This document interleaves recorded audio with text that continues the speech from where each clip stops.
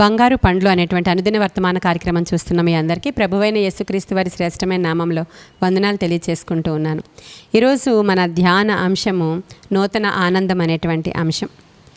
క్రొత్త ఆనందము అనండి, లేదంటే నూతన ఆనందము అనుకోండి. దేవుని యొక్క సన్నిధిలో సంపూర్ణ సంతోషం కలదు అని కీర్తనల గ్రంథము 16వ అధ్యాయము 11వ వచనంలో ఉంటుంది. దేవుని సన్నిధిలో సంపూర్ణ సంతోషం ఉంటుందంట. రోమిల్కి రాసిన పత్రిక 14వ అధ్యాయము 17వ వచనంలో దేవుని రాజ్యము భోజనమును పానమును కాదు గాని నీతియు సమాధానమును పరిశుద్ధాత్మ యందలి ఆనందమునై ఉన్నది అనే మాట ఉంటుంది. దేవుని యొక్క రాజ్యం ఎలా ఉంటుందంట? అది పరిశుద్ధాత్మతో నింపబడినటువంటి ఆనందం. భోజనము పానము కాదు. మనకి ఏదైనా సంతోషం కలగాలి, ఆనందం రావాలంటే అందరికీ ఒకేలా ఉండదు.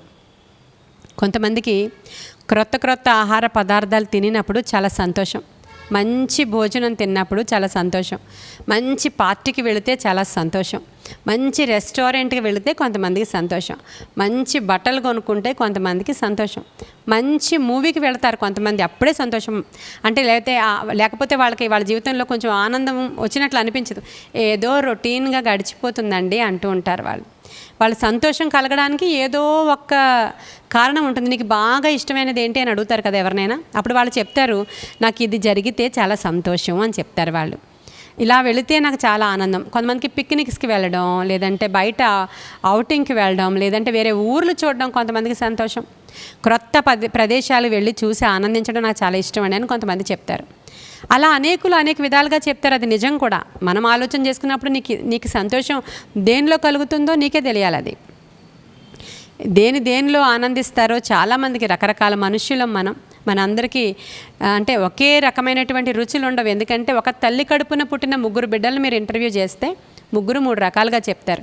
నాకు ఆ కూర అస్సలు ఇష్టం లేదంటాడు ఒకడు, నాకు ఆ కూర ఇష్టం అంటాడు ఒకడు, నాకు అలా ఉండడం అస్సలు నచ్చదు అంటాడు ఒకడు. ఒకే తల్లి నుంచి వస్తారు వాళ్ళు 3 బిడ్డలు. ఒకే తల్లి నుంచి వచ్చిన వాళ్ళకే ఒక లక్షణాలు లేవు. మనం అనేక మందిమి నీకు ఆనందం దేంట్లో ఉందో ఎవరికేం తెలుసు. కొంతమందికి వాళ్ళ ఫ్రెండ్స్తో మాట్లాడుకోవడమే ఆనందం. ఇంటికి వచ్చిన దగ్గర నుంచి ఏదో పోగొట్టుకున్న వాళ్ళలా కూర్చుంటారు. ఎందుకు అలా కూర్చున్నామంటే ఏమీ లేదంటారు. వాళ్ళు ఆనందంగా ఉండాలంటే ఫ్రెండ్స్ ఉండాలి వాళ్ళకి. కొంతమంది మగపిల్లలతో ఫ్రెండ్షిప్ చేయడం ఇష్టం, కొంతమంది ఆడపిల్లలకి మగపిల్లలతోనే ఉండడం ఇష్టం, కొంతమంది మగవాళ్ళు ఆడవాళ్ళతో మాట్లాడడమే ఆనందం.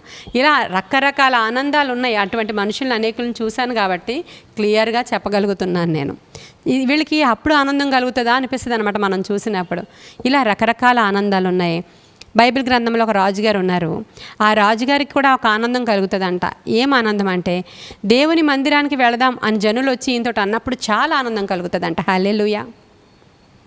ఆ రాజుగారికి ఆనందం దేంట్లో కలుగుతుంది? డాన్సర్స్తో కాదు, సింహాసనంతో కాదు, బంగారంతో కాదు, వెండితో కాదు. దేవుని మందిరానికి వెళదామా అని అన్నప్పుడు ఈయనకి చాలా ఆనందం. చిన్నప్పటి నుంచి దేవుని మందిరము యాత్ర చేయడానికి వెళ్ళేటప్పుడు, కొండలెక్కేటప్పుడు, దేవుని మందిరానికి వెళ్ళేటప్పుడు కలిగిన సంతోషం దావీదుకి చాలా గొప్ప సంతోషం అంట. అదే రాయబడి ఉంది, దేవుని అందలి ఆనందం. ప్రియమైన దేవుని బిడ్డలారా, అది నిజమైన ఆత్మ సంబంధులకి మాత్రమే తెలుస్తుంది. మామూలు వాళ్ళకి అది వెర్రితనంలా ఉంటుంది. దేవుని గూర్చిన సంగతులు ఆత్మ సంబంధులకి మాత్రం అది చాలా వెలగలవి, విలువగలవి, ఆనందాన్ని ఇచ్చేటువంటి వస్తువులుగా ఉంటాయి అవి. అయితే మీకు దేనిలో ఆనందం ఉంది? మరి ఈ రోజుల్లో ఎక్కడ చూసినా ఎవరికి సంతోషం, సమాధానం లేదు. నేను చెప్పాను కదా ఇందాక, అలా కొంచెం ఆ ఎంటర్టైన్మెంట్ టైమ్స్లో తప్ప మిగతా సమయంలో అంతా కూడా ఇళ్లల్లో అసమాధానంగా ఉంటున్నారు. ఎవరి మటుకు వాళ్ళే. కొంచెం నవ్వుకోవాలి అంటే సెల్లో ఏవో పెట్టుకుంటారు, ఆ చిన్నవి చూసుకుని జోకులు నవ్వుకుంటూ ఉంటారు. టీవీలో ఏవో జోకులు వస్తూ ఉంటాయి. కొంచెం సేపే కదా, ఏదో సరదాగా నవ్వుకుంటున్నాం, ఎందుకు అలా టీవీ కట్టేయమంటారు అని అడుగుతూ ఉంటారు మగవాళ్ళు. ఇలా వాళ్ళ ఆనందాన్ని దానిలో వెతుక్కుంటూ ఉన్నారు. నిజమైన ఆనందం ఒకటి ఉందని చాలామందికి తెలియదు. ఇప్పుడు నేను చదివించానే రోమిల్కి రాసిన పత్రికలో 14:17లో నిజమైన ఆనందము పరిశుద్ధాత్మ యందలి ఆనందం, నీతి, సమాధానం ఇవన్నీ కూడా దేవుని సన్నిధిలో దొరుకుతాయండి. మరి మీలో అనేకులు చూస్తున్నవారు ఒకవేళ ఆనందం లేకుండా, సమాధానం లేకుండా, దిక్కుతోచని స్థితిలోనూ, లేదంటే నిరాశలోనూ అనేక మంది జీవితాల్లో అన్నీ లేట్ అయిపోతున్నాయి. ఆశీర్వాదం లేట్ అయిపోతుంది, పెళ్లి జరగడం లేట్ అయిపోతుంది, జవాబు రావడం లేట్ అయిపోతుంది, ఉద్యోగం రావడం లేట్ అయిపోతుంది, ప్రార్థన చేస్తున్నాం ఫలితం కనిపించట్లేదని నిరాశలోనికి వెళ్ళిపోతూ ఉన్నారు. ఇవన్నీ సెకండరీ థింగ్స్. మనకి మొదటిది ఏమిటి అంటే దేవుని ఆత్మ మనలో నివాసం ఉంటూ మనము దేవునితో సహవాసం చేస్తూ ఇంకా మనము సజీవులుగా ఉండి దేవుణ్ణి అనుదినము స్తుతిస్తూ ఆయన రాజ్యానికి సమీపిస్తూ ఉన్నామనేటువంటి ఆనందం నిజమైన క్రైస్తవుడికి ఉండాలి. లోకం వాళ్ళని చూసినప్పుడు వీళ్ళు ఎంత ఆనందంగా ఉండడానికి కారణం ఏంటి అని వాళ్ళు మనల్ని చూసి నేర్చుకోవాలి. ఎప్పుడు కూడా ఒక మంచి విశ్వాసి చాలా సంతోషంగా ఉంటాడు. అందుకే ఫిలిప్పీలకు రాసిన పత్రికలో పౌలు భక్తుడు అంటాడు, ఆనందించండి. మరలా చెప్తున్నాను నేను, ఆనందించండి, ఎప్పుడూ సంతోషంగా ఉండండి, దేవునికి కృతజ్ఞతాస్తుతులు చెల్లిస్తూ ఉండండి అంటాడు. హల్లెలూయా. అంటే మీకు కష్టాలు లేవు, నష్టాలు లేవని కాదు. పౌలుకి అనేకమైన కష్ట నష్టాలు అయినా ఆయన ఆనందిస్తూ ఉన్నాడంట. పౌలు శీలల్ని చాలా శుభ్రంగా కొట్టి, రక్తాలు వచ్చేటట్లుగా కొట్టి చిన్న చెరసాలలో బంధించారు. అది చాలా చిన్న చెరసాల. కాళ్ళు చేతులు పెట్టుకోవడానికి కూడా ఇబ్బందికరంగా ముడుచుకొని కాళ్ళకి బొండలు వేసి అసలు ఎంత ఇబ్బందికరంగా ఉంటే వాళ్ళకి ఆనందంగా ఉందంట.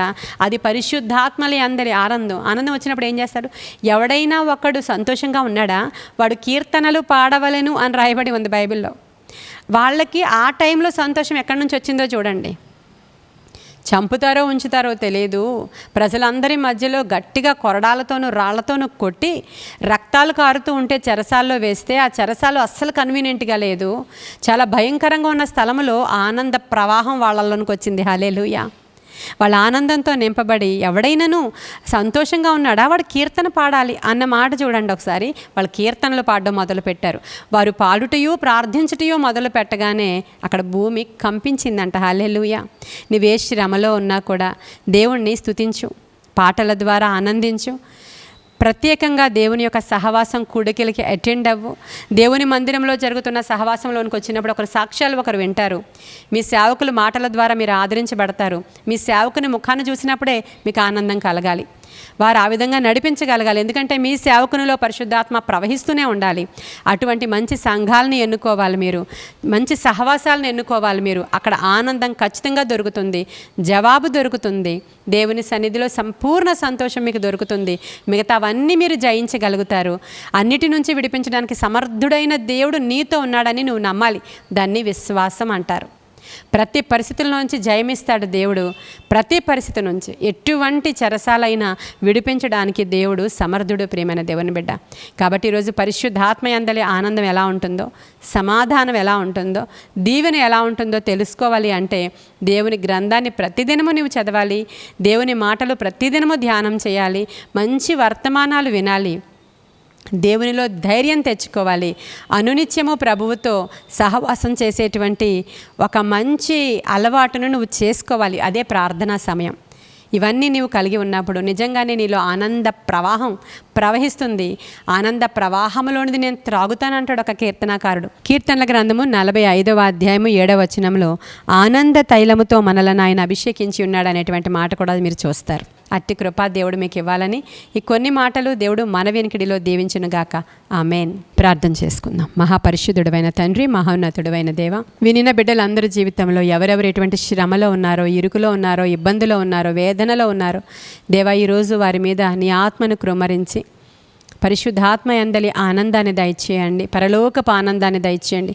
వారి యొక్క శోధన నుంచి విడిపించండి నాయన. వారి ఇరుకుల నుంచి విడిపించండి. అసమాధానముగా ఉన్న గృహాలలోనికి సమాధానపు ఆత్మను పంపించండి. ఏడుపుతోనూ దుఃఖముతోనూ ఉన్న గృహాలలోనికి దేవా, రాత్రి ఏడుపు వచ్చి దుఃఖం వచ్చిన ఉదయానికే నవ్వు పుట్టుననేటువంటి నీ మాటను వారి జీవితంలో నెరవేర్చండి దేవా. ఆత్మశక్తితో నింపండి. ఆత్మ కార్యాలు జరిగించండి. నీ ఆత్మ ద్వారానే వారి జీవితంలో వెలుగు కలుగునుగాక నా తండ్రి. నాయన, ఎవరైతే వేదనతో ఉన్నారో ఆ బిడ్డల్ని దర్శించండి. స్పిరిట్ ఆఫ్ జాయ్ వారి మీదకి దిగి రావాలి నాయన. ఆత్మశక్తితో నింపి నడిపించమని నజరుడైన యేసయ్య శ్రేష్ఠ నామంలో ఈ ప్రార్థనని సన్నిధికి చేర్చుకుని జవాబు దయచేయమని మిక్కిలి వినయముగా అడిగి ప్రార్థించి వేడుకొనుచున్నాము తండ్రి. Amen, amen, amen. God bless you.